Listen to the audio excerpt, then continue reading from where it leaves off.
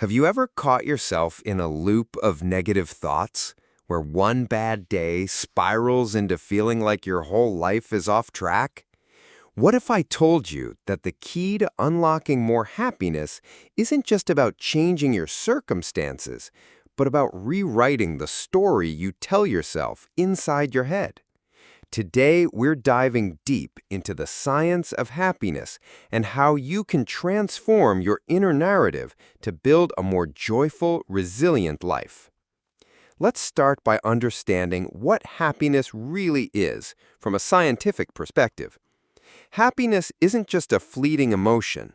It's a state of well-being that encompasses positive emotions, engagement, relationships, meaning, and accomplishment.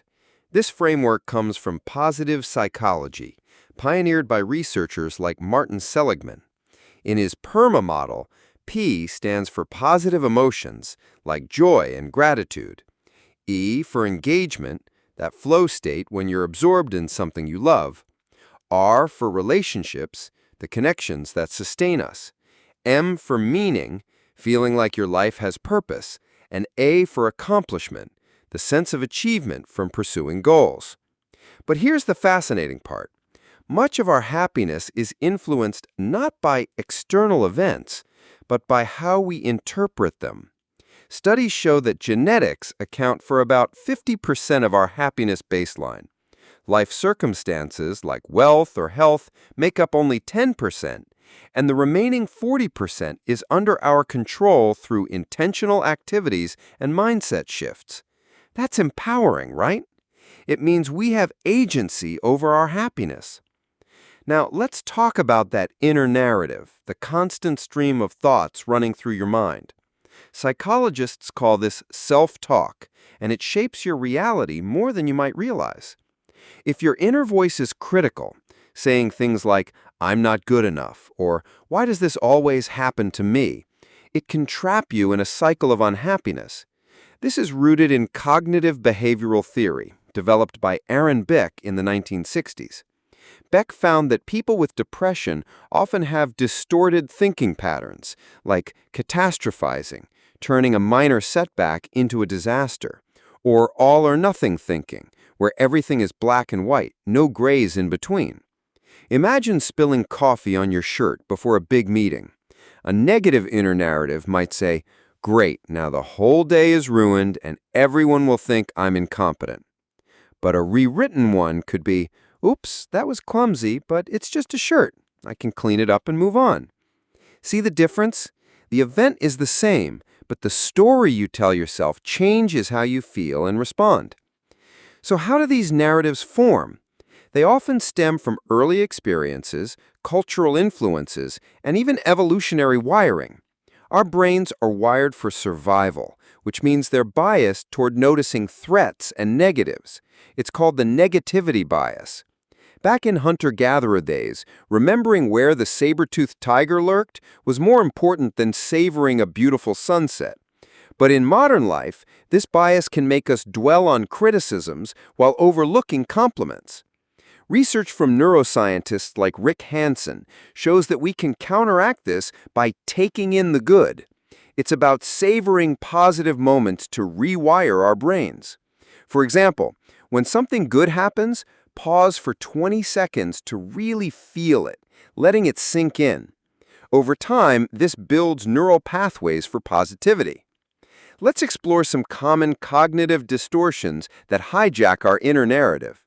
First, overgeneralization. You make one mistake and think, "I always screw up." Second, mental filtering. You focus only on the negatives, ignoring the positives. Like after a performance review, you obsess over one piece of constructive feedback and forget the praise. Third, emotional reasoning. You feel anxious, so you conclude the situation must be dangerous, even if evidence says otherwise. Recognizing these patterns is the first step to rewriting your narrative. Cognitive behavioral therapy, or CBT, is a gold standard approach for this. It's based on the idea that thoughts influence emotions and behaviors. In CBT, you challenge distorted thoughts with evidence. For instance, if you think, "No one likes me," List out facts, friends who call you, positive interactions at work. This isn't about forced positivity. It's about balanced, realistic thinking. One powerful tool from CBT is the thought record. When a negative thought arises, write it down, note the emotion it triggers, then examine the evidence for and against it. Finally, craft a more balanced alternative. Studies show that practicing this for just a few weeks can reduce symptoms of anxiety and depression by up to 50%. But rewriting your inner narrative goes beyond therapy. It's about daily habits. Let's talk about gratitude, which has been studied extensively. Barbara Fredrickson's Broaden and Build theory explains how positive emotions like gratitude expand our awareness and build resources over time. In one famous study by Robert Emmons, participants who kept a weekly gratitude journal listing 3 things they were thankful for reported higher levels of optimism, exercised more, and even had fewer doctor's visits. Try this. Each evening, reflect on 3 good things from your day. It could be as simple as a warm cup of coffee or a kind word from a stranger. Over time, this shifts your narrative from scarcity to abundance. Mindfulness is another game changer. John Kabat-Zinn's mindfulness-based stress reduction program has shown that practicing mindfulness meditation reduces rumination, that endless replaying of negative thoughts. By observing your thoughts without judgment, you create space between stimulus and response, as Viktor Frankl famously said. Apps like Headspace make it easy to start with just 10 minutes a day. Affirmations get a bad rap sometimes, but when done right, they're backed by science. Self-affirmation theory by Claude Steele suggests that affirming your core values buffers against stress. Instead of generic statements like, "I am happy," make them specific and believable. "I am capable of handling challenges because I've done it before." Repeat them during moments of doubt. Let's not forget the role of social connections in our narratives. Humans are social creatures, and our stories are co-authored with others. Research from the Harvard Grant Study, one of the longest-running studies on adult development, found that the quality of relationships is the biggest predictor of long-term happiness. Nurture your bonds, share vulnerabilities, offer support. This rewrites isolation narratives into ones of belonging. Physical health ties in too. Exercise releases endorphins, those feel-good chemicals, and studies link regular activity to lower depression rates. Even a 30-minute walk can shift your inner dialogue from "I'm stuck" to "I'm moving forward." Sleep is crucial. Chronic sleep deprivation amplifies negative thinking. Aim for 7 to 9 hours to keep your narrative clear-headed. Now, what about setbacks? Life isn't all sunshine. The science of resilience shows that rewriting your narrative during tough times is key. Carol Dweck's growth mindset research reveals that viewing challenges as opportunities for growth, saying, "I haven't mastered this yet," instead of "I'm a failure," leads to greater perseverance and happiness. Take post-traumatic growth, studied by Richard Tedeschi. After trauma, many people report positive changes like deeper relationships or a renewed appreciation for life by reframing their story from victim to survivor. Let's bring in some real-world examples. Oprah Winfrey often talks about rewriting her narrative from a troubled childhood to one of empowerment through gratitude and purpose. Or consider athletes like Michael Jordan, who was cut from his high school basketball team but reframed it as motivation, leading to his legendary career. Science also explores happiness across cultures. In Bhutan, they measure gross national happiness, prioritizing well-being over GDP. Practices like community involvement and environmental stewardship shape collective narratives of contentment. As we wrap this up, remember that rewriting your inner narrative is a practice, not a one-time fix. Start small. Notice your self-talk today. Challenge one distortion. Practice one gratitude exercise. Over time, these compound into profound changes. You have the power to author a happier story. What narrative will you choose? Thanks for joining me on this journey into the science of happiness. If this resonated, share your thoughts in the comments or try one technique this week. Until next time, keep rewriting. Pausing for a moment here to let that sink in. Now, let's dive deeper into some practical exercises you can try right away. Exercise 1. The narrative reframe. Think of a recent challenge. Write the negative story you're telling yourself. Then rewrite it as if you're advising a friend. Compassionate, balanced. Notice how your emotions shift. Exercise 2. Daily Wins Journal. At day's end, note 3 wins, no matter how small. This builds a narrative of progress. Exercise 3. Mindful breathing. When negative thoughts surge, pause and breathe deeply for 5 counts in, 5 out. Label the thought, that's just a worry, and let it pass. These aren't magic, but science shows consistency yields results.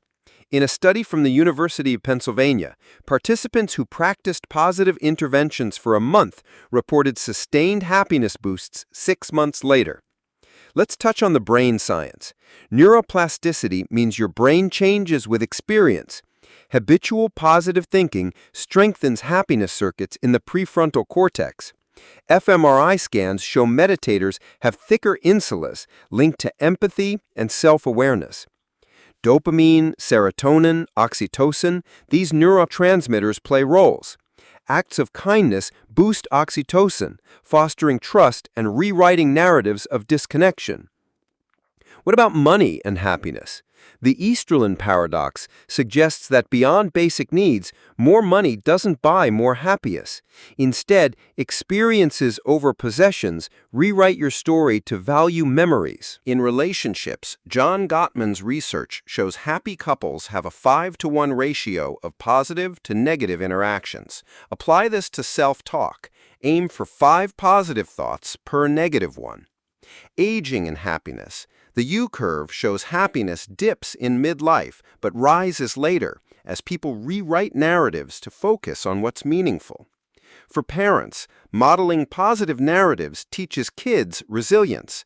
Carol Dweck's studies show praising effort over innate ability fosters growth mindsets. In the workplace, Sean Acor's research at Harvard found that happy workers are 31% more productive. Rewrite "this job sucks" to "this challenge helps me grow." Overcoming perfectionism. It's a narrative trap. Brené Brown's work on vulnerability shows embracing imperfection leads to wholehearted living. Technology's impact. Social media can distort narratives with comparison. Curate your feed mindfully to support positive stories. Nature's role. Ecopsychology links time outdoors to happier narratives, reducing rumination. Forgiveness. Holding grudges poisons your story.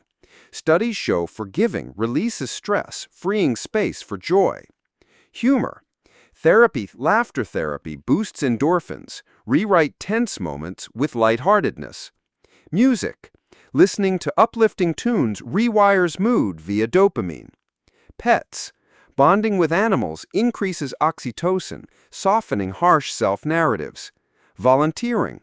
Helping others shifts focus from self to contribution, per purpose research. Sleep hygiene.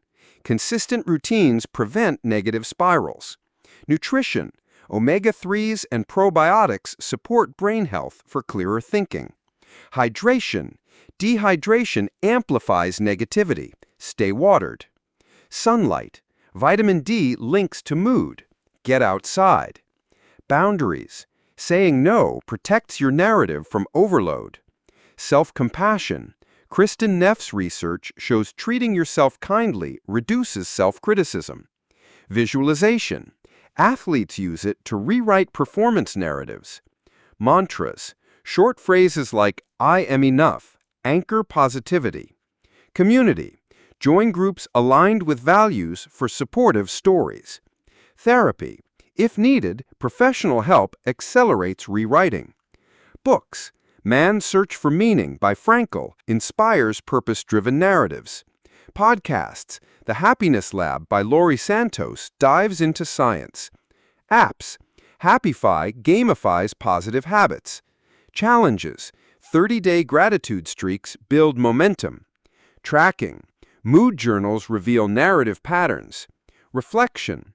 Quarterly reviews assess progress. Celebration. Acknowledge milestones to reinforce positive loops. Patience. Change takes time. Be kind during slips. Inspiration. Biographies of resilient figures model rewriting. Legacy. Consider how your narrative impacts others. Gratitude letters. Writing to someone boosts both your happiness. Random acts. Small kindnesses create ripple effects. Awe experiences. Stargazing expands perspectives. Play. Adult playfulness reignites joy. Creativity. Art or writing expresses and reshapes stories. Travel. New environments challenge old narratives. Learning. New skills build competence narratives. Mentorship. Guiding others reinforces your growth story. As we near the end, reflect. What's one word describing your current narrative? What do you want it to be? You've got the tools. Start today. Your happier story awaits.